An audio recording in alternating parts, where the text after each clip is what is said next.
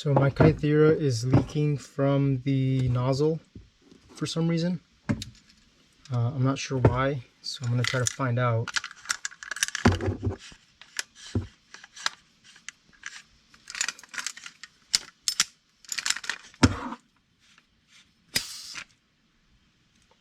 And of course now it's not doing it.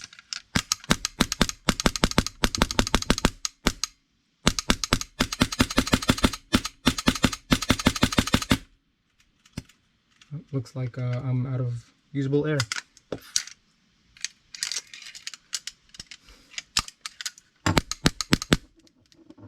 There's not enough air pressure left in this tank now to cycle it properly. Which is fine, I have a spare on the side.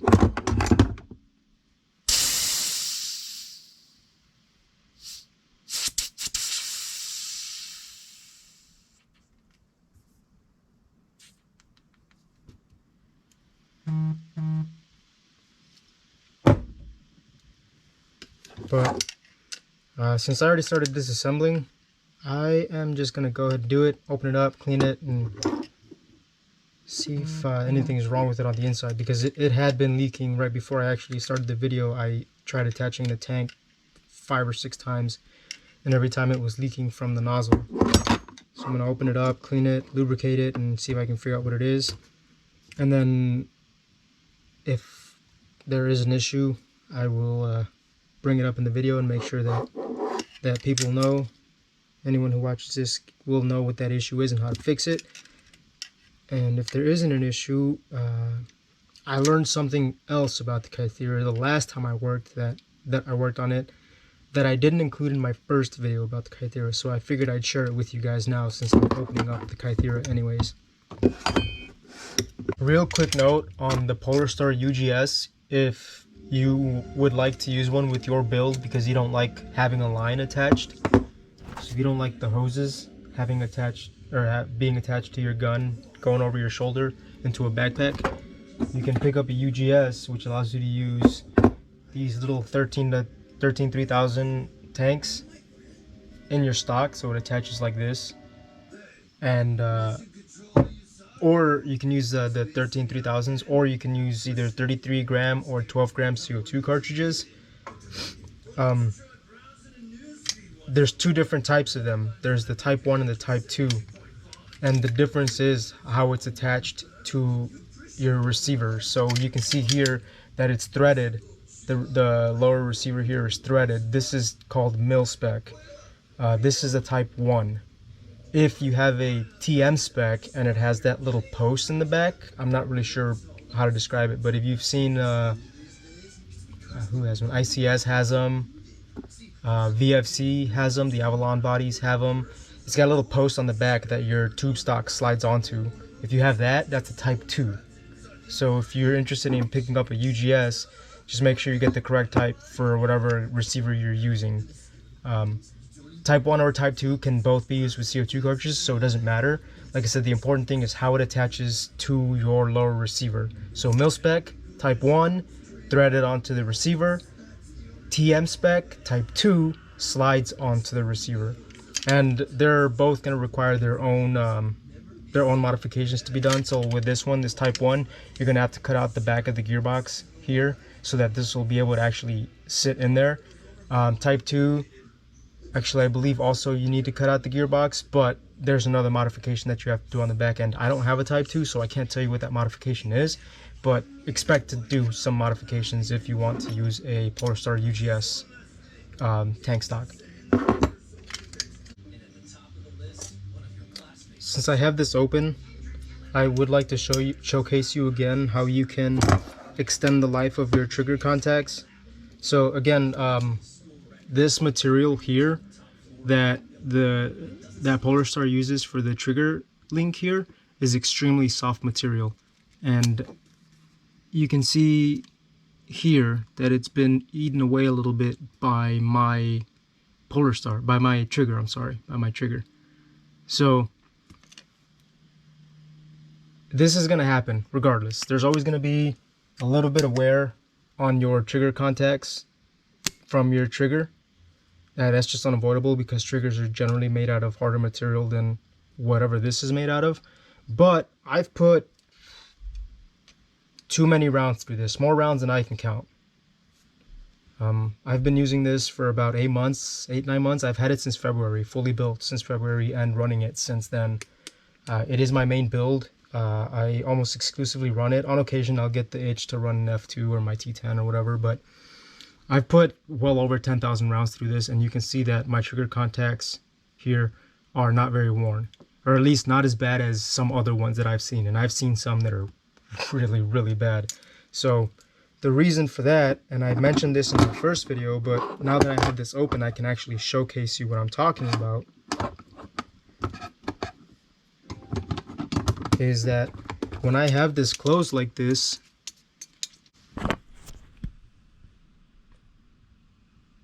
so you can see right there that my trigger sits almost right where my trigger contacts are. Right, so when I pull the trigger,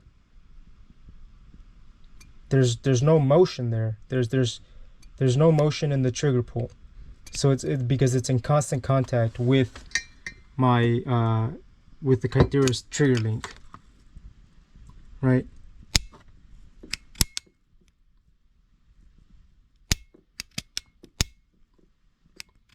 And that, having your trigger right up against the trigger link, so that it minimizes any kind of friction or unnecessary motion between the trigger and the trigger link, is what's going to help you extend the life of your trigger links. So as long as you set your trigger to sit right on top of your trigger link, you should be fine, and you can extend the life of your trigger that way, your trigger link that way. In order to do this, you are going to have to cock the system. So if you have it like this, push the nozzle in until it clicks, and your Kythera has to be fully assembled for this, but push your nozzle in until it clicks, and then adjust the screws on your trigger until it sits right there, right on it, and there's no play until you forcibly pull the trigger or intentionally pull the trigger, right?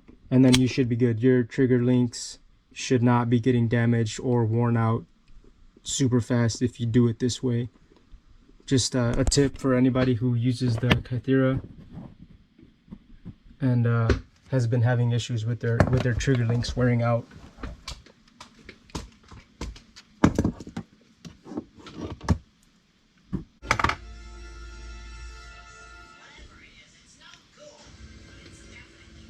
So now what I wanted to talk about specifically this time around, since I'm going to have it open, was the grub screws that you use to make the trigger adjustments for your system.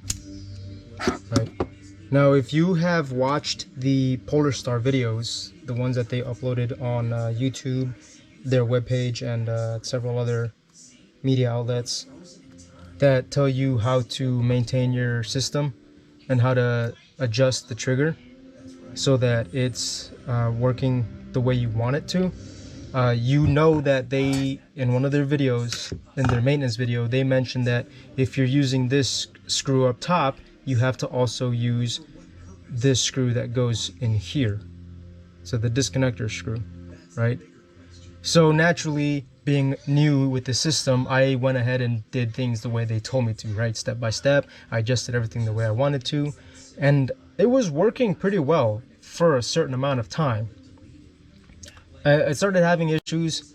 I opened it up, I couldn't figure out what was going on with it, and I was like, well, let me try something. And as you can see here, hopefully, I removed the disconnector screw right here. So the screw that pushes this back is gone. I completely took it out, and my system has been perfect since. Well, almost perfect. There's still a little bit of issues that I'm trying to work out, so hopefully I can figure out what those issues are and I can get them fixed, and then I can pass that knowledge on to anybody who needs it.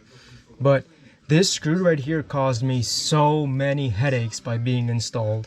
I understand that Kythera or Polar Star was trying to put out a good system and make sure that you can use it to its full potential, but that screw was just not doing its job properly, or something was wrong with it. It wasn't doing what it was supposed to do, and it was causing a ton of malfunctions with my system. So I initially thought it was just my system that was kind of weird, until I worked on my friends. So two of my friends have their own Polar Stars, or their own Kytheras, and they were having the same issues that I was. So I took their Kytheras, removed those screws, and then same thing, their performance just jumped way up. And then there was a guy on Reddit who was having a similar issue, and I recommended him to remove that screw, and he messaged me back and he said, dude, thank you very much. That's exactly what was wrong with it. Took that screw out and I haven't had any problems since. So if you have a new Kythera and you're watching the video on how to adjust the trigger and all that, don't use this screw. I'm telling you this from experience.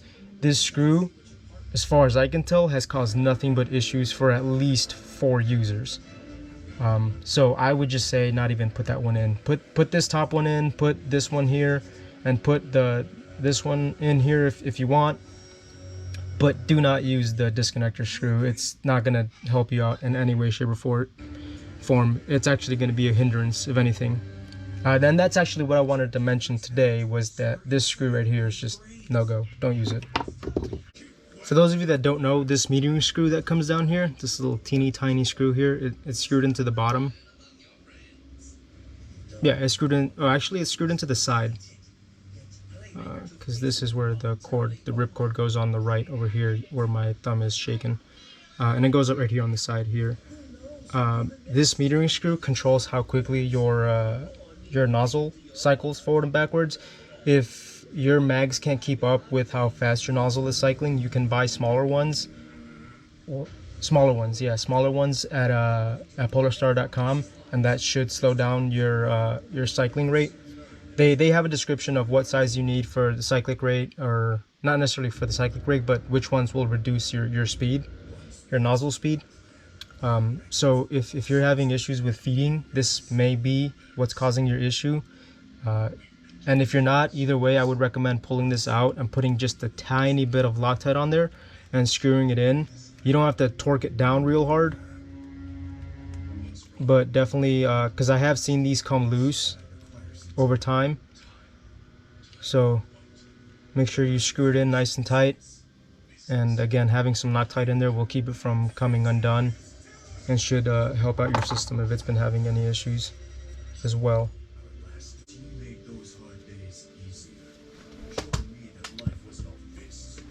So my O-rings are still good. There's still a little bit of lubrication in here. I'm going to wipe that out and replace it since I have the system open. So the issue that I was having today while I was playing is that on occasion I would pull the trigger, and instead of shooting around, it would do this weird like sound. And I don't mean it was doing full auto or binary or anything. Like, it literally sounded like someone was blowing a raspberry, for lack of a better descriptive term. But and it was really annoying because every time it did that, I had to manually reset the system by pulling the ripcord, which, you know, when you're surrounded on all sides by enemy players, you know, it's not exactly the best time to have to worry about your system malfunctioning.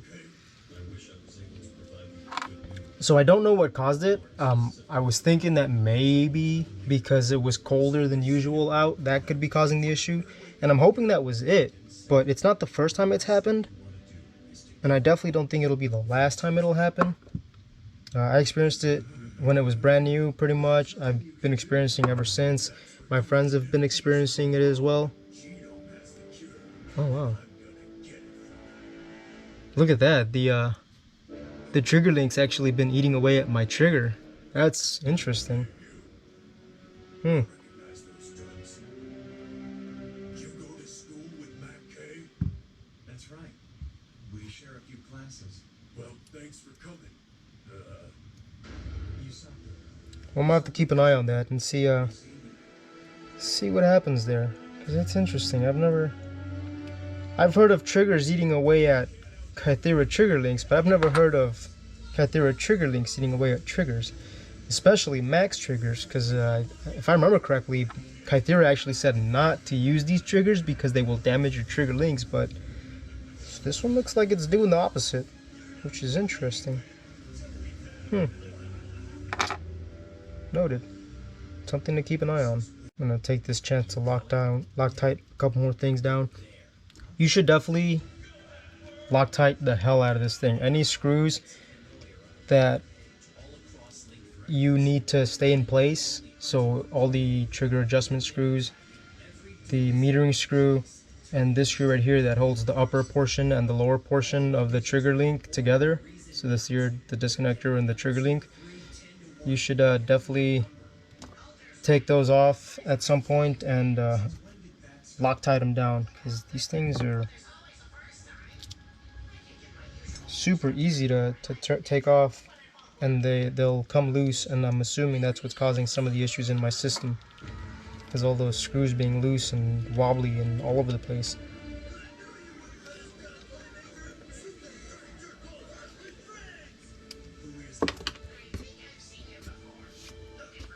That's from the cap. Don't make me delete you.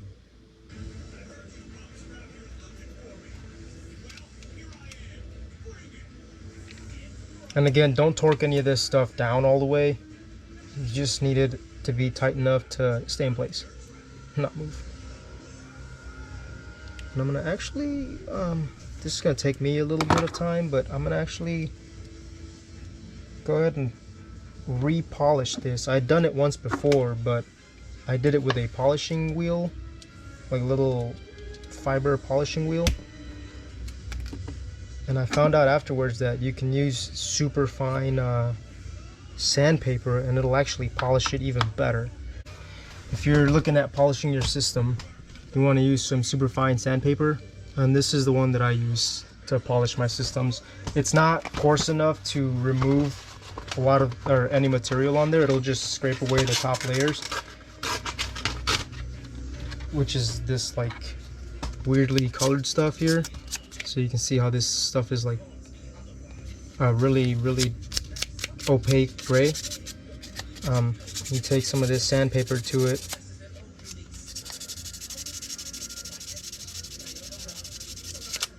and this is just a demonstration. This isn't actually what you need to polish, but hopefully you can see here how it's changed in color.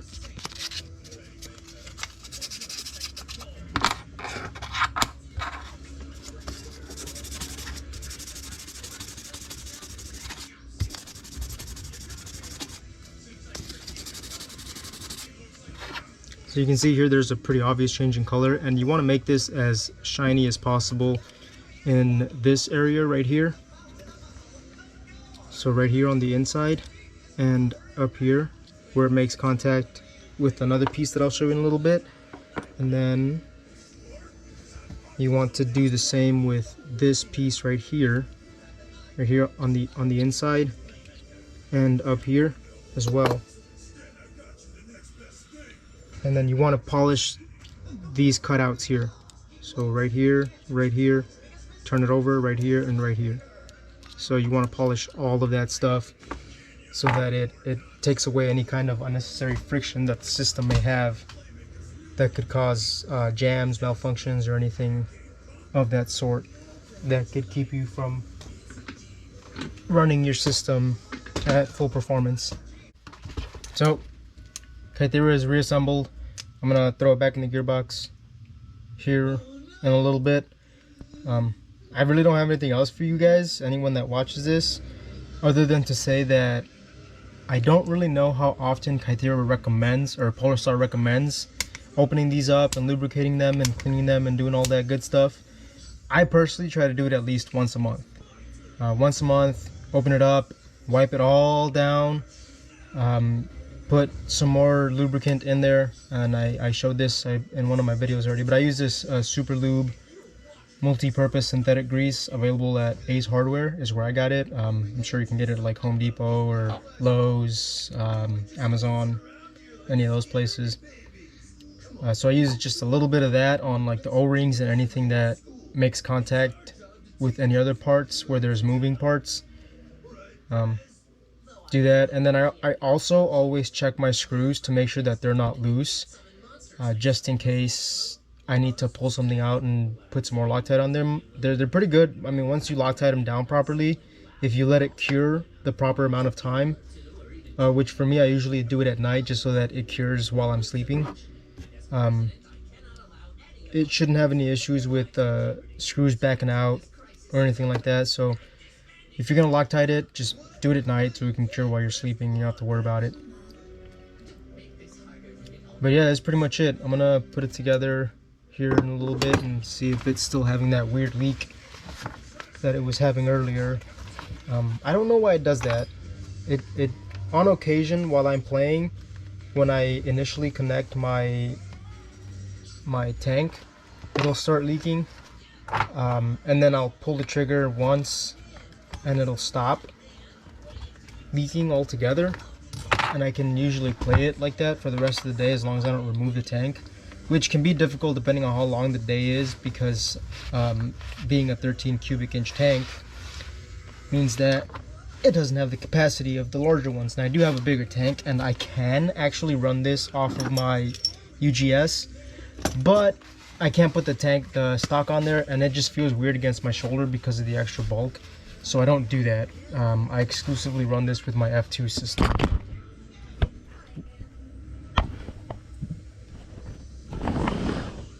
I do, like I said, I do have a slightly larger tank that I can use. Not slightly, this thing is ginormous. I think it's like a 60, 30, 45 or something. 68. It's a 68 4500 tank, so significantly larger. I just don't want to deal with the hassle of having the line or a bulky tank while I'm trying to run my Polar Star, well, my Kythera specifically. So if you use the UGS, you're gonna have to cut your line down to size. This is my line right here. You're gonna have to cut this down to size so that it'll sit properly within this, because the line here slots into the UGS like this, and that's how it sits, and that's how it gets its air seal. There's an O-ring on the inside of the UGS here that makes sure that there's a nice seal so the air passes through without leaking. So it's nice to have one of these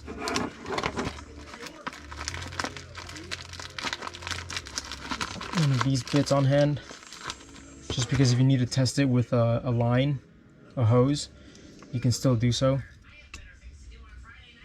which is what I'm going to do right now.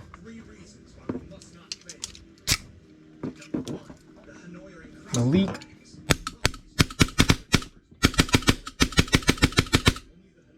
Cool, looks like it's working.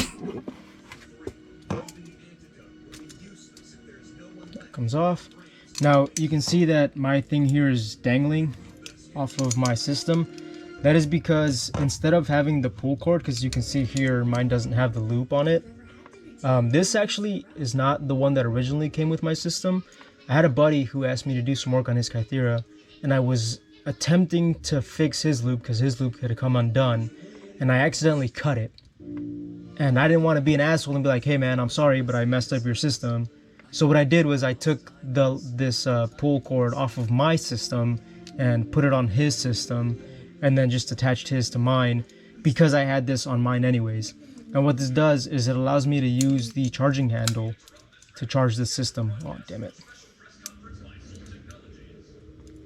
Shit. If you're doing this, make sure that these O-rings are properly pushed up against the spring, because then this can happen and it's a pain in the butt to reset it afterwards. I've done that like 3 or 4 times. It's really annoying and kind of embarrassing that it still happens to me.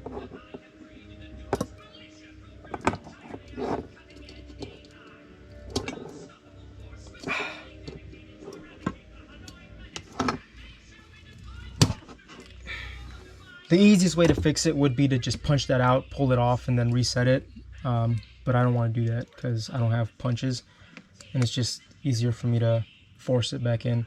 But so I was saying that allows me to use my charging handle to reset my system by pulling the cable instead of having to pull the loop in my pistol grip, which I prefer a lot more than the way other players have it set with the pull loop coming out of the pistol grip. Just seems more natural, and if you're like a hardcore mill simmer, this is gonna work out a lot better for you, because it actually gives you the opportunity to do your tap rack bang drills, which milsimmers should be extremely familiar with. And the way I did that was I simply took a screw. I drilled a hole through my my charging handle here. I took a screw and a nut, and I just put that on there and threaded the cable between the charging handle and the head of the screw and just tighten it down. It's real simple. The only thing I haven't figured out how to do yet is how to get this to pull back in on its own afterwards. So if anybody has any tips for that, I'd be real interested in doing that, because every time I pull this, whenever I need to, every time I pull this, I have to manually reinsert the charging handle back into the body of the AEG, or the replica. So still looking for a solution to that. If you have some tips, let me know. I'd be more than happy to try them out. But that's all I have for you today, and I hope this helps out somebody who may be having problems with their Kythera.